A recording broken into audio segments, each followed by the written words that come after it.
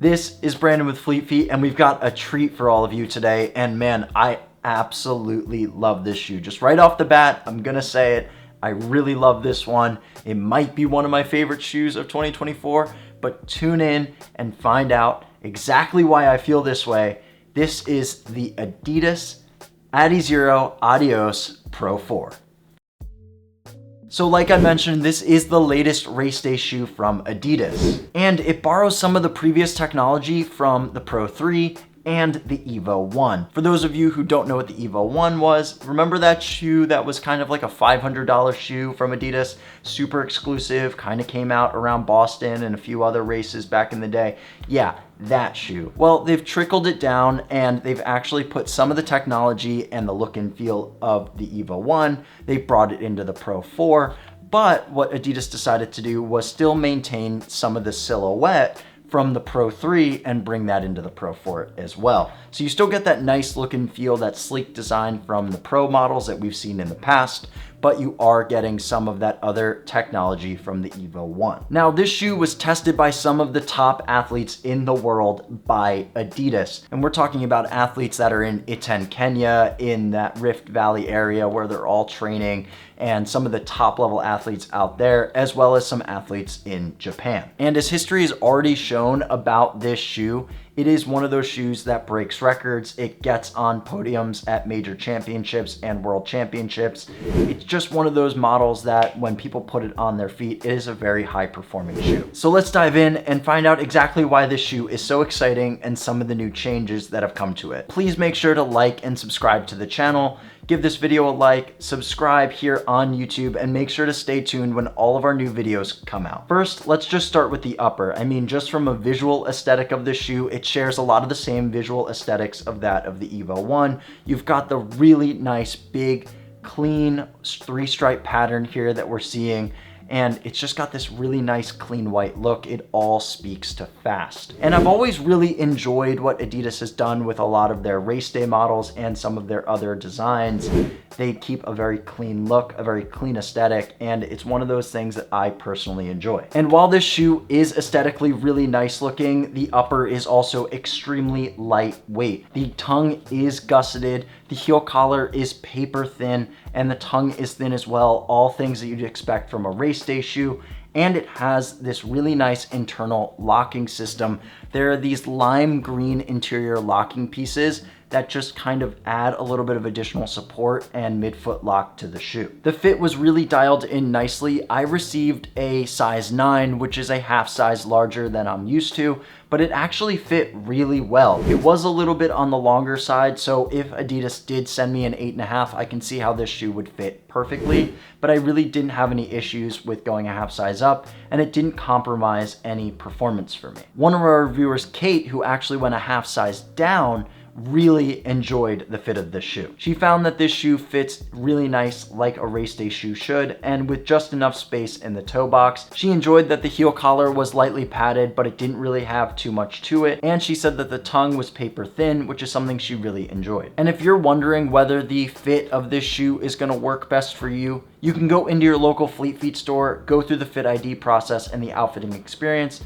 They'll scan your foot and tell you exactly whether this shoe or another shoe is gonna fit best for you. One of the most exciting parts about this shoe is the midsole, and the midsole is made up fully of Lightstrike Pro, which is the same foam that was used in the Pro 3. But just from a feel test here, and you can really feel it out on the run, the Pro 3 is firmer than that of the Pro 4. So if you are looking for a softer foam, the Pro 4 is definitely going to do that for you. Now, much like the update from the Pro 3, the Pro 4 also has those energy rods in it for that really nice springy and propulsive ride. But for some reason, it just felt like the rods were a little bit springier this time around. It was just really enhanced in the forefoot, especially with the rocker. And one of the things about these shoes that is really different is the rocker system has been pulled back about 60% in the shoe. So you can tell that there's a much more shallow rocker system here in the Pro 3,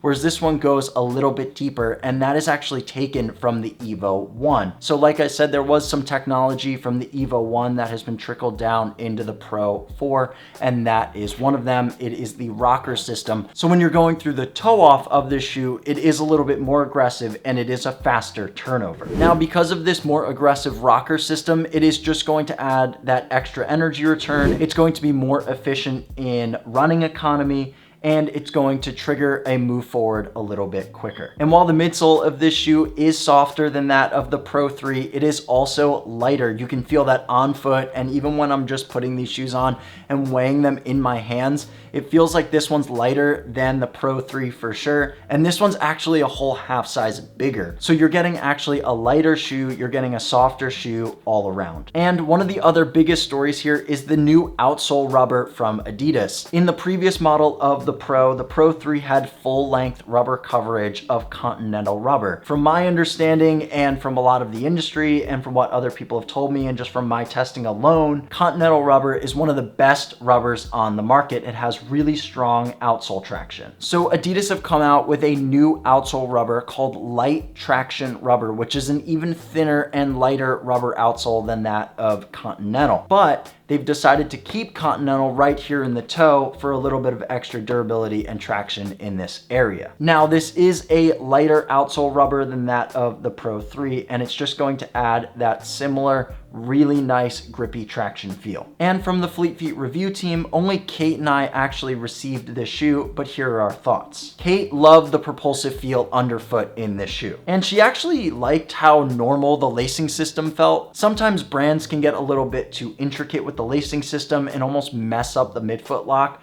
but Kate really enjoyed the lockdown fit. And for her, she can't think of anything that she would change about this shoe. She really loved it. And there were a few things that I noticed right off the bat in this shoe. I found that it was very soft, it's very lightweight, and it is extremely bouncy. It is softer and bouncier than that of the Pro 3. The only thing that I will say was because the shoe is a little bit softer and you're higher off the ground, and with this heel being so narrow, I did notice a little bit of instability in the shoe. It wasn't anything that was going to deter me from running and racing in this shoe. I still think that if I were to go race tomorrow, this is the shoe that I'm lacing up. With 39 millimeters of stack in the shoe, you are really high off the ground, so I can see how that would create a little bit of instability in the shoe. If you enjoy a narrow and bouncy and fast shoe, this one is really gonna work best for you. And if you're looking for your next race day companion, look no further, because this one is really, really good. And like I said, this shoe is really light. It actually comes in at 7.05 ounces or 200 grams for a men's model. And for the women's model, it comes in at only 6.06 ounces and 172 grams. I think this might be one of, if not the lightest race day shoe out there right now. I'm gonna have to check to confirm that for sure, but it definitely feels really light on foot. And the price of this shoe comes in at $250, and it rivals other race day shoes like the Asics Metaspeed Sky at $250, and the New Balance SC Elite at $250. And if you want to learn even more about running shoes or other reviews in general from Adidas, you can go check those out right here on YouTube.